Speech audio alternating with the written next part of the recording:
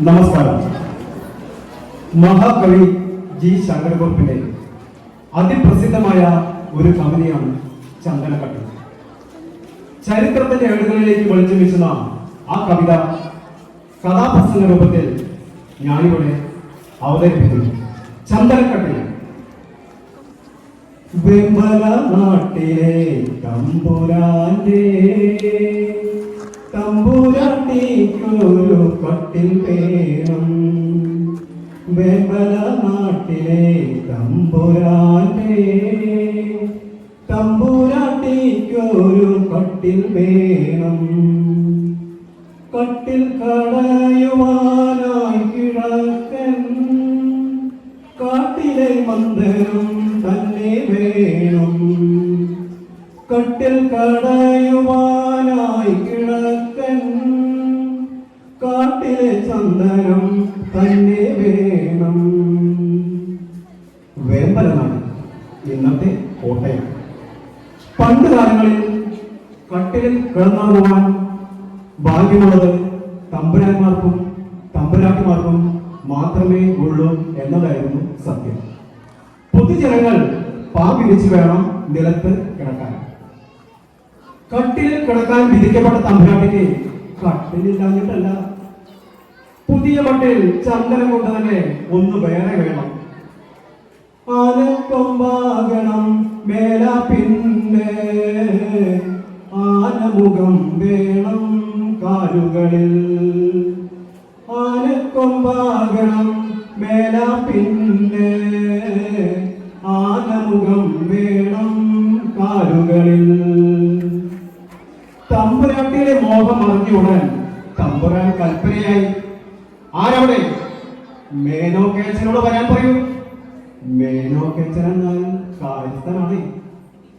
തമ്പുരാന്റെ കൽപ്പന കേട്ടോടൻ മേനോക്കേച്ചനും മേനന്മാരും തച്ചന്മാരും നായന്മാരും ഒക്കെ വാക്കത്തിയും കോടാലിയും എടുത്ത് ഒരു വൻ പടയായി തമ്പുരാനെ ഓക്കാനിച്ച് തൊഴുതിറങ്ങി. ചന്ദ്രവനം തേടിയറിയുന്ന അവരുടെ മുമ്പിൽ തമ്പുരാട്ടിയുടെ രൂപഭംഗി തെളിയുകയാണ്. തഴമ്പൂ കൊണ്ടു കടഞ്ഞ പോലെ താവുമൊഴി പൂണ്ട തമ്പുരാട്ടി.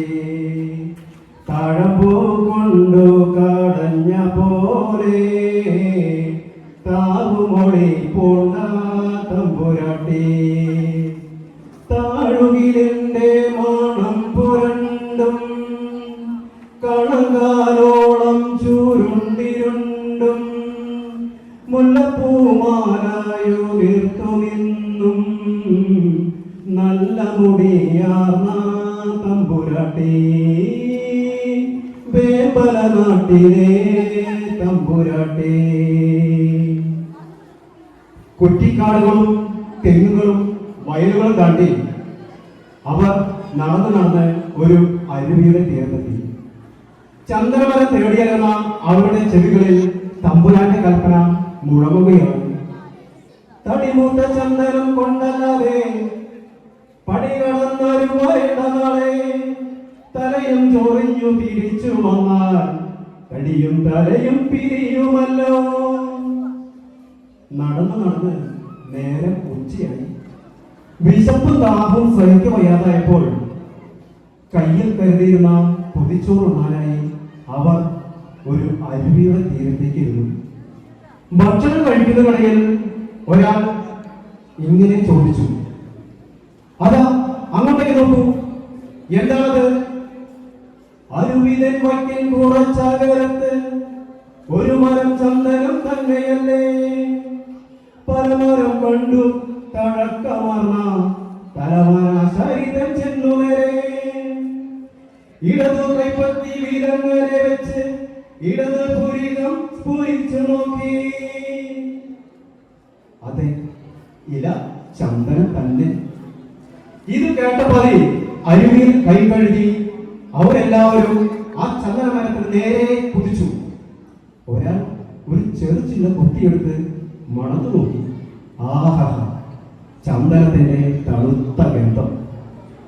തലയിൽ തോർത്തും കെട്ടി കയ്യിൽ കോടാലിയും വാക്കത്തിമെടുത്ത് അവർ ആ ചന്ദനമരത്തിന് നേരെ ആഞ്ഞു വീശിയപ്പോൾ അതാ ഒരു കരച്ചിൽ, ഒരു ശബ്ദം.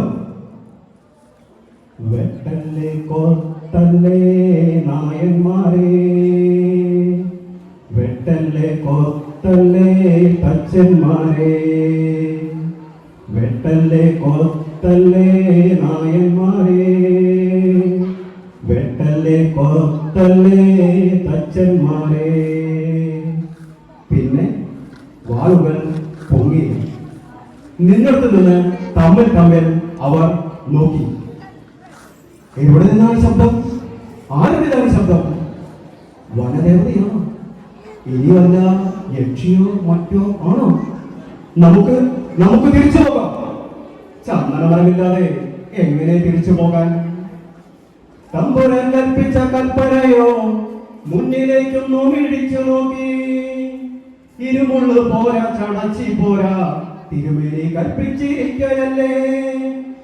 കണികൂടെ അങ്ങോട്ട് തിരിച്ചു ചെന്നാൽ തലയും താടിയും പിരിയുമല്ലോ. നന്ദി, നമസ്കാരം.